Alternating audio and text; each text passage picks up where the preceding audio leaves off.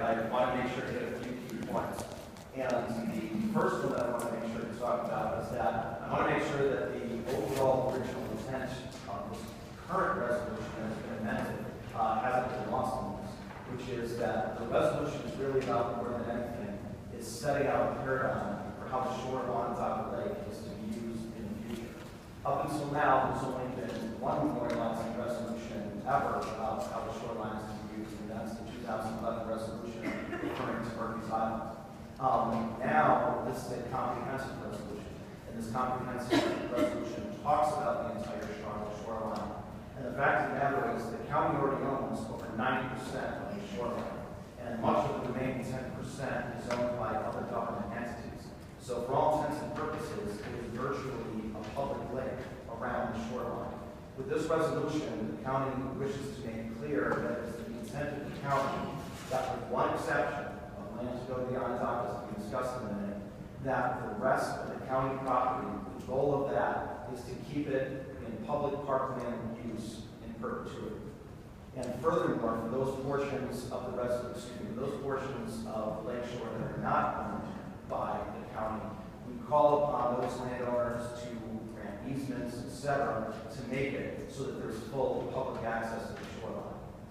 Now, in doing this, as we looked at the new paradigm for what the shoreline should be, it became abundantly clear that Murphy's Island is really not a good fit, either for the county or for the Onondagas.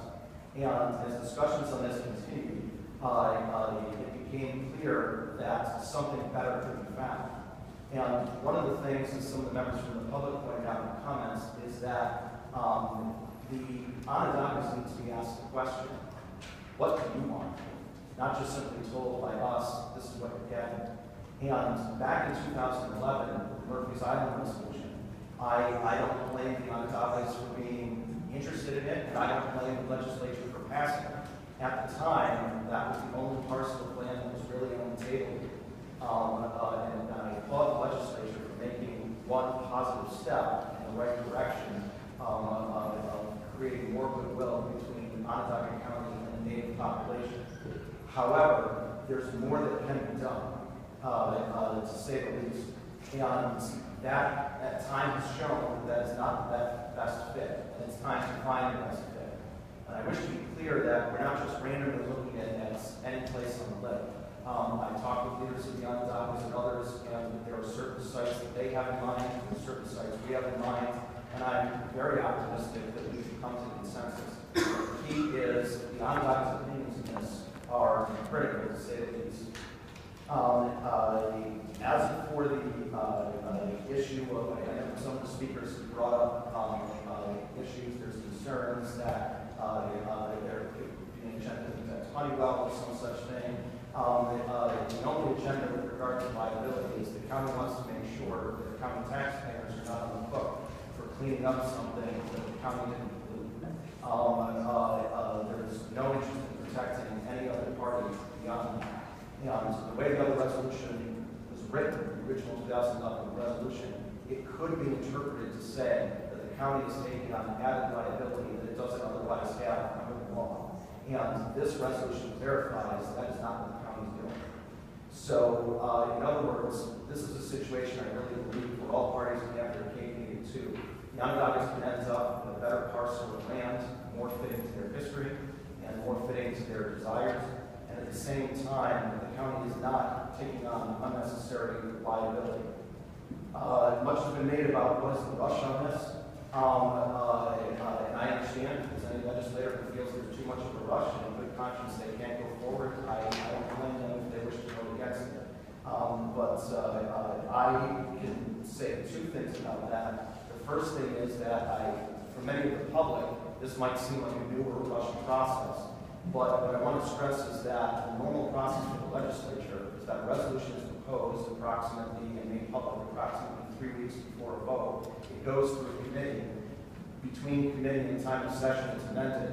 Oftentimes, those amendments are very late breaking because the legislature is responding to comments from the public and making the resolution better. And then there's a vote. What went on in this process is not only nothing abnormal, it's entirely mundane. Now that being said, for for some, it may be too fast. And again, I don't blame someone if they feel that way and they wish to vote accordingly. But I wish to stress to the public that there's nothing special about that. Now, there is one thing that is happening quickly, and that is, if this resolution passes, we'll move on to the resolution I talked about earlier that I will be asking a waiver for. That is an example of something that is being moved forward quickly. But I think under the circumstances, that's more than appropriate. But this is not. If I can add just one more personal thing with a touch of levity, and that is, keep in mind, everyone, that it's easy to look at this as the glass half empty and say, well, if we took another month or 2 months or 3 months, we could create the perfect resolution. Well, no one's been standing in my shoes of trying to create a compromise for the last 3 weeks between all of my Republican colleagues, our friends on the Democratic side of the aisle, our friends in the administration, and most importantly, the Onondaga Nation and our constituents. And if anyone wants to, on this issue, sometime if you're in the mood to beat your head against the wall, I would encourage you to try to take on that task. It's not easy. And I'm not complaining, but my point is, well, one can look at this and say, well, perhaps there's a way that we can make this better. I would say that there's also a way that this coalition would fall apart. Something pretty good that pleases a lot of people has been made here. This is real progress. All sides, I think it's fair to say, agree this is a step in the right direction. They might want to see a bigger step, a better step, but everyone agrees this is a good step. I particularly appreciate my friend Joe Heath, the attorney for the Onondaga Nation, who particularly noted that. Even though I cannot count as a supporter of this resolution, he recognizes the progress that we've made and noted the good working relationship that we've had. Last but not least, some have expressed an issue about how do we know, and obviously there's a mistaken appearance here that a promise is not going to be kept. It's the Onondaga Nation. I apologize more from anyone that was the appearance. There was a reality, not an appearance, that the legislature is backing away, and we believe so for the good of the Onondaga Nation, from the Murphy's Island aspect of this. But the broader picture of committing to giving the Onondaga Nation part of the lands, part of the lakeshore and the lake they find sacred as an act of goodwill is not something that we're changing. In fact, we're expressly doing continuity with. Accordingly, I know that things are going to move on this because if you ever want something to be done, there's no discretion to do it yourself. Well, I'm going to be heading the committee if the next resolution passes to begin talks with the Onondagas to move forward on this. And so I can say for myself, I know the guy who's going to be doing it, and I know that there's going to be talks that are done in good faith.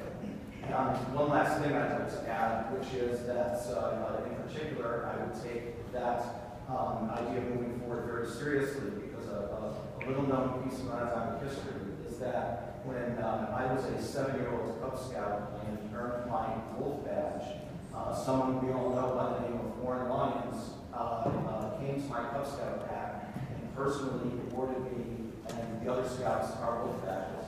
And I can't tell you how cool it was for 7-year-old Mike Plochocki to be handed his wolf badge, which, by the way, I did, there's different ways you can earn it, and I did it by studying the Native American community, to actually have it handed to me by a bona fide American Indian. And I really look forward to working with Warren and all of our friends on the Onondaga Nation to come forward and really make this a good process with a good result. Thank you. Further discussion?